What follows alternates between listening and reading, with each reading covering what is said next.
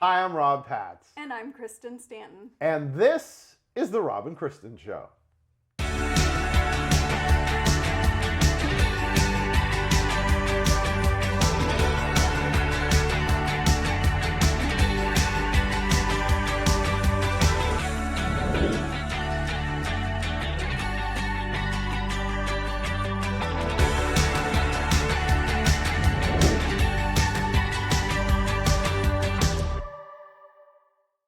Welcome to the after Thanksgiving edition of the Rob and Kristen Show. And please don't judge me if I look larger than I did on the last edition. My wife cooked some amazing food this past week, and we had a great chance to have family with us, and it was just super fun. But boy, I think I may have gained a whole pant size. Well, that's because you ate maybe a little too much. I am stuffing. That's what I am. I'm fully stuffing.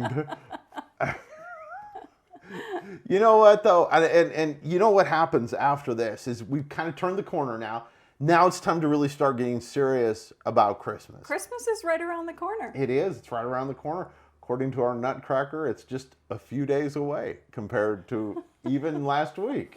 It's starting to scare me that we have a Nutcracker in our entryway, and he is mocking me because I haven't yet to start buying Christmas presents, and he tells me how many days until Christmas. Oh, you have lots of time. I have time. But hey, you know what? One of the things you could get your friends, family, or just acquaintances is some great slippers from MyPillow. You know I've talked about it. It is November, almost December, here in the great state of Ohio, which for me ushers in slipper season. And slippers are an important deal to have around the house. And you can go to mypillow.com, use the promo code ATV, get a great discount on those. But you know, Mike Lindell has a lot of other great stuff. When you go to MyPillow, it's more than just pillows. They have sheets. And even now, he has my coffee. Not my coffee. Not Rob Pat's coffee. He has Mike Lindell's My Coffee. So go to the website, mypillow.com, use the promo code ATV when you check out. And we appreciate it. But something else that, you know what, I've really come to appreciate? What's that? 5 things we think you should know. And this week, it's about Christmas. I love that. And I love this. You know, one of the things that I always looked for when I was a kid, I looked forward to, was getting Christmas cards. You know, now we've gotten older and nobody sends Christmas cards anymore. How many people really send Christmas cards? Real Christmas cards, not e-cards. A couple of my aunts, and that's about all I know. I think some of my aunts do too. That's about it. Now, I don't send any out, so the rule, I think, is if you don't send any, you don't get any. And that's okay, because I don't have the time to do it. But this is a super interesting story. Started in 1843. Now, this guy, he was A-lister. He was a celebrity. And he was in England. And in very Victorian time in England. Mm-hmm. And now here's the thing. He was very popular, obviously. Obviously. And the mail started to stack up. And I understand the pressure of that. I always look at those beautiful cards and go, I should really do it. In fact, one year after we got married, I think the year we got married, I bought Christmas cards. They are still in my office in the box. Just so you know. But back then, it would be considered a faux pas to get a letter in the mail and not return it. Would it be a mama if you got 2? It was a faux pas. Anyway, that was really bad. I don't know. And I laughed anyway. I know. That was a bad joke. And I've lost the guy's name, and I was gonna do his name and give Sir Henry Cole. Yes, Sir Henry Cole. There it is. I found it. And Sir Henry Cole, he came up with this idea. This is 1843. What had happened is the postal service in England had expanded, and for 1 penny, you could mail something anywhere in England, which is pretty cool. But here was the problem. He was getting oodles and oodles and oodles of Christmas letters. So he came up with an idea. Now, I love this. I love innovators. He hired a local artist or regional artist and had him create a card that had two. All he wrote was the name, and then it was season greetings of some sort. And we don't know exactly what I think it said Merry Christmas and Christmas. Happy New Year. Yeah. And he could knock out all of these cards. Now, yeah, obviously he was wealthy because he hired a painter to create these. He then went and hired a printing company, and they made it on a heavy cardstock, like Christmas cards. And voila, there we go. 1843. He had 1,000 of those printed. That's a lot. 1,000 in 1843. That's a lot of friends. And you think about the money, because it was 1,000 pennies that he had to spend. Yeah. And it was a different economic time. I mean, that is kind of crazy, but hats off to him. And if you are getting Christmas cards, thanks Sir, what was his name again? Sir Henry Cole. Sir Henry Cole. He sounds like he could be stuffy, but obviously a very cool dude. So one of the things that I thought was really interesting about Christmas history is that in 1965, Jingle Bells was the first song played in space. That is so cool. Not just the first Christmas song, but it was the first song that was played. So the other thing in 1965. In 1965. So the other thing that I thought was really interesting about all of this is, did you know that Jingle Bells was first written as a Thanksgiving song? I've heard something somewhere about that. Didn't know a lot about it, but yes. It was first written as a Thanksgiving song. It was written around 1850 in Medford, Massachusetts. Now, apparently, they used to have town sleigh races. Oh, how cool. I would be so down with that. So this guy decided to write a little song called Jingle Bells, but he called it One Horse Open Sleigh, which was around Thanksgiving time because that was when they had these sleigh races. So later, though, it became known as a Christmas song and was called Jingle Bells. You know, there was a second song they had thought about for playing in space, but it just didn't take off. Two jokes for one. That one was not intentional. Dashing Through the Stars. Good one. Just didn't do anything. Hey, you know tinsel, when we were kids, tinsel was a lot more popular. You don't see tinsel as much on trees. But number 3 on 5 things we think you should know is about tinsel. Tinsel originally was silver, like real silver. Real silver. Yes, but they had a problem with it. It tarnished. I can't imagine. I mean, tinsel's a mess. When I was a kid, I mean, you'd find tinsel like a month later. And so, anyway, it progressed. Tinsel went on to have different forms. And now, did you know what it's made out of now? Plastic. Well, yeah, you did because you just read the card. But yeah, not fair. I should ask somebody else that hadn't read the card. But yes, it's now made out of plastic, but still is a mess. And how many people, that would be a great question. Hey, you can hit us on the app and tell us, how many people still put tinsel on their tree? I haven't seen any, and I've done a couple of tree events this year already. We don't put tinsel on our tree because we have cats. Yes. And that's really dangerous to cats. So I hadn't thought of that, but yes. So we don't use tinsel. Now, when we were kids, we used to put tinsel on our tree. But you're right, I don't really see too many trees with tinsel on them anymore. But going back to thinking about in Germany a few centuries ago, they put real silver on their tree. That is so interesting. Can you imagine the sparkle? Oh, and it was killer because there are other things, and I can't remember what number 5 is or 4 is, so I'm not going to steal your number 4. I know what yours is. But you know that in Germany, the trees in that era were lit with candlelight. So can you imagine the candles and the tinsel? I'm kind of thinking this is not really a good idea, guys. I don't know, but I'm just saying. Anyway, but yes, I think it would be incredible, and it's beautiful. I love tinsel on a tree. It's just taking it off the tree. When you get a real tree and not a fake tree, you don't have to worry about it. You just throw it away? You just throw it away. That was my dad's rule.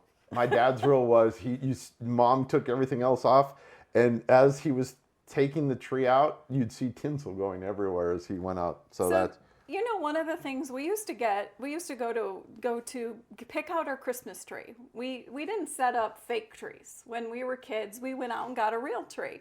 And so one of the things that I always remember is that we would get our tree and we would be putting the decorations on our tree, and Rudolph the Red-Nosed Reindeer was playing on TV. Oh, definitely. And that was kind of the sign. And usually that happened like after we were out of school for winter break. Pretty close. Yeah. Mid-December yes. usually. Well, either that or I was already checked out of school by that point. We could have still been going. We could have still been going. I just wasn't paying attention. Well, you probably had like your Christmas class parties and everything like that. I was carrying mistletoe around, but we won't talk about that.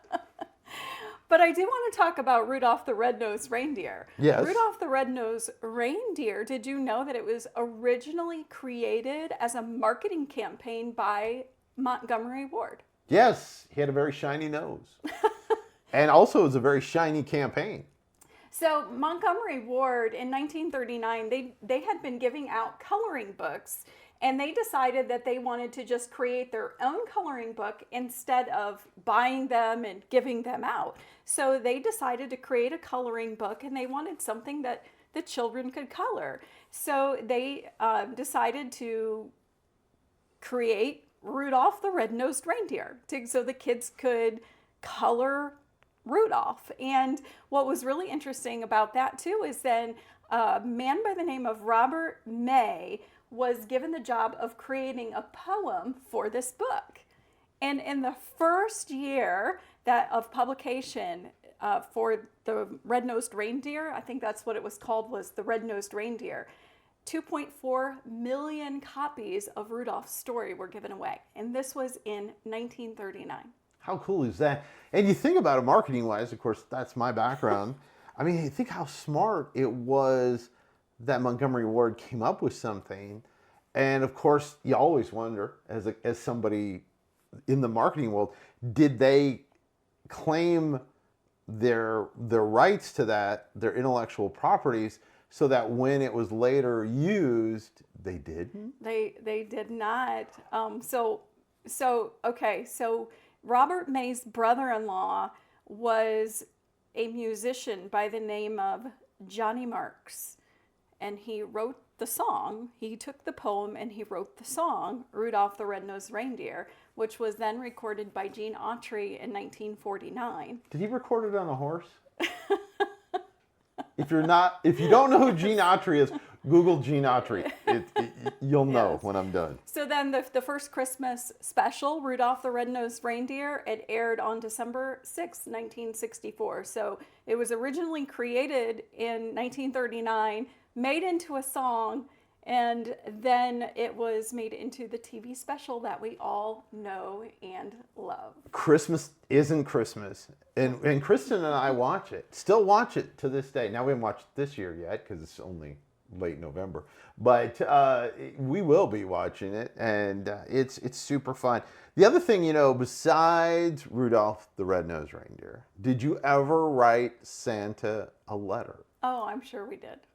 I did. I used to, actually what I did, and you're going to laugh because you're going to know, I actually got my mom to write the letter for me. And I would help her. What I would do is curate a list from different catalogs, and then I would have her write the front part, and then I would write all the things I wanted and then sign it. So it sounds about right. But if you've got kids and you are thinking about writing to Santa, there is a great place. We're going to put up the address because I'm not going to attempt to give you this address, but it's in Canada, and it's a neat thing that they're doing up there. Santa has his own postal code. That is so neat. And here's the neat thing. If you get your stuff in by December 7th, they're not guaranteeing that you'll get return posted, a return letter, but they're saying they will. And in fact, if you pay the postage to get it there, Santa picks up the tab on the return. How cool is that? It is really neat. And the thing is The Canadian Post is really doing a great job and has done a great job for the last 40 years of helping Santa and his elves go through all of the mail that the children are sending in and helping Santa get those return letters back to the kids. I love that. I love that story. That is super cool. We'll put up the address. It's right there, or it's right there, or it's right here. It's maybe above me. Touchdown. Okay. It's one of those places. Anyway, that, by the way, ladies and gentlemen, boys and girls, and small woodland creatures, because it is Christmas, that's 5 things we think you should know. You know what? We saw Santa. We did. We did see Santa. We almost froze to death. That is true. Very, very, very cold when we got to see Santa, but it was awesome, and it was a lot of fun. And Kristen and I have really taken this year and kind of want to map out things that we can get to do. And we had a great chance to go to a great event, and I'm going to let Kristen say the name because I messed this up, and I'm going to let her tell us where we went. We actually went to the Christkindl Market in Bryan, Ohio, and we're going to see a video of that coming up next. Roll the video. Hey everybody, we're in Bryan, Ohio. Getting ready to kick off Christmas here. We're on the square. Come along with us as we take this adventure and kick off the Christmas season.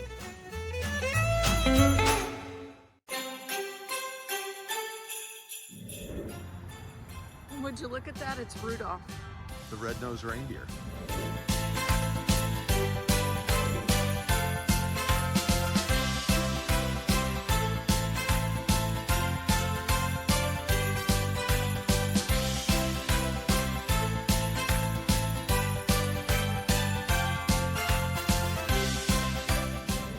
Hey Rob, look who I found. It's Frosty. That's Frosty the Snowman. Frosty the Snowman.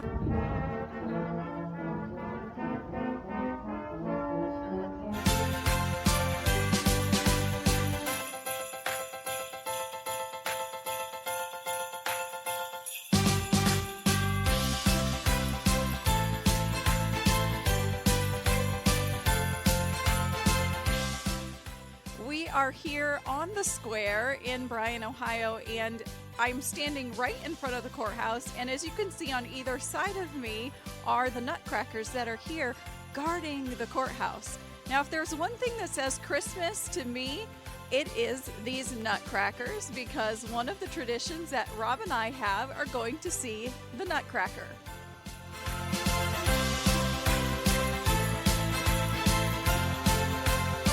Look at this. Sorry, Rob. Paws off my Christmas dinner. That is cute.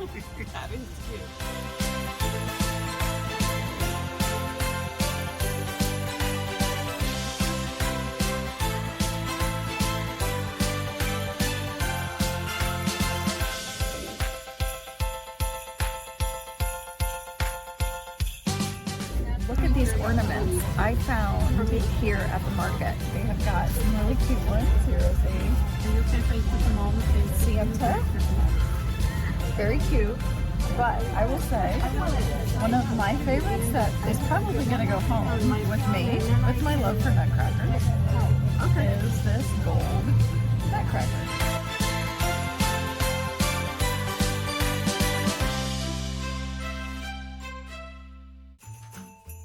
In festive spirit that we're here again tonight to celebrate the growing tradition of the Christkindl Market of Bryan. Strengthen our faith, our hope, and our love throughout the coming days of Advent, so that we will be prepared to celebrate the birth of Christ with abundant joy and great rejoicing.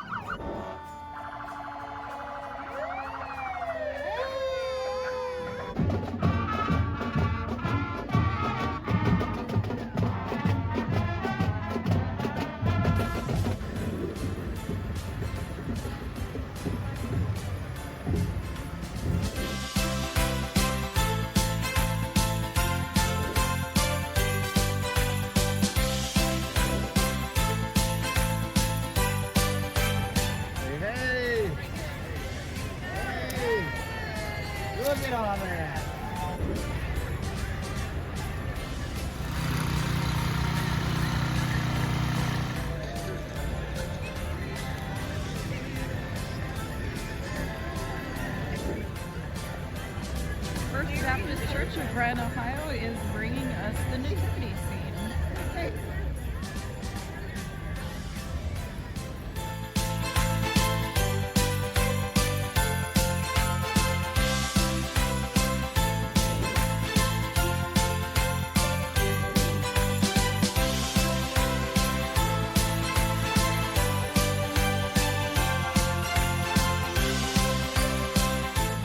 Okay, guys, we have heard Santa is on his way. We're here in Bryan, Ohio. It's going to be so much fun. This has been a great night so far. Hopefully you guys are enjoying our time here as we are getting ready to kick off the holiday season.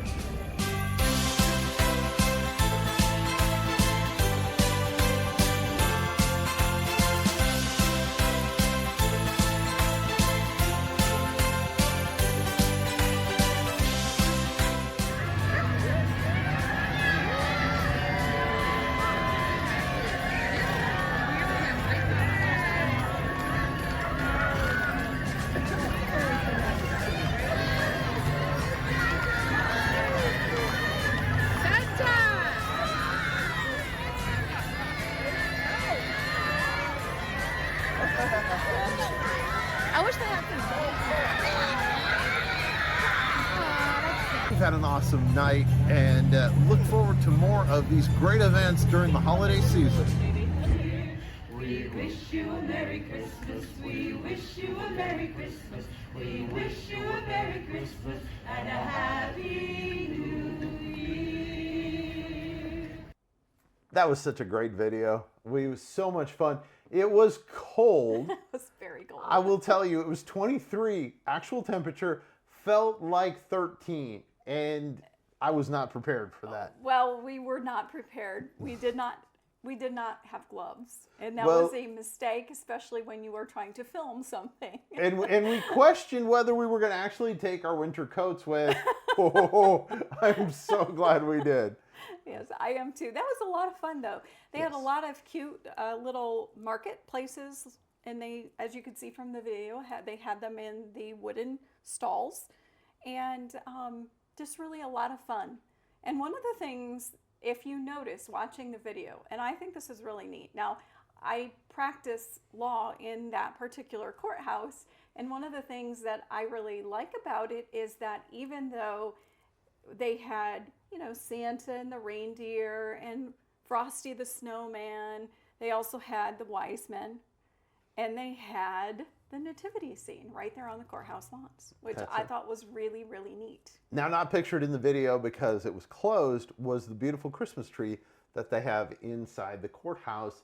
And if Kristen gets a chance over the next couple of weeks, we'll post it on our Instagram or on our Facebook page, which you can always find us on both of those, Facebook and Instagram. We'd love for you to follow us and keep updated with what we're doing. This is our first week of the 4 weeks of Christmas. If you notice, I like numbers. It's the top 5 things you think you should know. 4 weeks of Christmas. We should have 3 something and 2, and then 2 turtle doves and a partridge and a pear tree. Well, this week I do want to talk about, in the next couple of weeks, I want to talk about the Christmas story. And because, we're leading up to Christmas, so let's talk about it a little bit. And so today we are going to be in Luke chapter 1, and we're going to actually start in verse 5. And I'm asking the question in this passage, I'm calling this, do you see what I see? You like that? It's so clever. I love that. So this is actually the story about John the Baptist. Not technically about him, but about leading up to him, which then leads up to the story of Jesus' birth. So in Luke chapter 1, verse 5, it says, "There was in the days of Herod, the king of Judea, a certain priest named Zechariah." So the Bible tells us exactly who we're talking about, but he also tells us in this verse, God tells us what his name was and what his position was. And he was a priest at that time. And the Bible goes on in the rest of that verse to say, and his wife, Elizabeth, she was one of the daughters of Aaron. And it says in verse 6, I love this. This is why it's so important. And they were both righteous before God, walking in all of the commandments and the ordinances of the Lord, blameless. Now I have that underlined in my Bible, blameless. So here we have a priest. We have a priest's wife, and they were doing everything in accordance with what God said to do. And yet, as we continue to read in verse 7, it says, and they had no child because that Elizabeth was barren. Now, you have to think that at that time, you have to remember that it was looked down upon. These women were looked down upon if they were not able to bear children. And the Bible is very clear that it wasn't because of any wrongdoing that they did, because I'm assuming that people at that time would have thought that it was because they didn't have children because they did something wrong and God was punishing them. I don't know that for a fact, but I'm presuming that is probably part of the case and part of why it says they were both righteous before God, walking in all of the commandments and ordinances of the Lord, blameless. Do you see what I see? People would have looked at them and they would have seen something different, because people oftentimes will look at the outward appearance when God looks at the heart, and they'll see something that may not actually be true. But don't worry, because when people see what they want to see and that it's different than what you know, don't worry, because God still has a plan. Yep. God has a purpose in everything. And in here, it says they were well stricken in years. Verse 7, it says they were old. well stricken in years. I sometimes feel well stricken. But this is really important, because in this part of this passage, them being well stricken in years means that in no way could they have conceived on their own without the intervention of God. God having a plan, God knowing what the purpose of that was. And even though people thought this was the way it was, and maybe they were talking about them behind their back, I don't know. But at this point in time, God said, just hang on a second. This is what's going to happen. And when Zechariah was within the temple and he was burning his incense, he was doing the things that he was supposed to be doing in accordance with his position. There appeared, in verse 11, it says, there appeared unto him an angel of the Lord standing on the right side of the altar of incense. And when Zechariah saw him, he was troubled, and fear fell upon him. But the angel said unto him, fear not, for your prayer is heard. Now, it was probably a prayer that he prayed a long time ago, because remember, they were well stricken in years. But it was a prayer that they had prayed. Whatever it is that you prayed for, whatever it is that maybe you have forgotten that you prayed for, God heard your prayer. And God is going to answer your prayer, and he's going to do it in a time and in a way that you don't expect him to do. It may not be in the way that you want him to do. It may not be how you want him to answer your prayer, but God will answer your prayer, because he sees things differently than what we see them. God's timing is different than our timing. God's timing is different than our timing. And that's so hard for me to understand sometimes. I'm like, ooh, let's do it now. Yeah. So, hey, we appreciate each and every one of you. Thank you so much for watching each week, and go out and live an abundant life.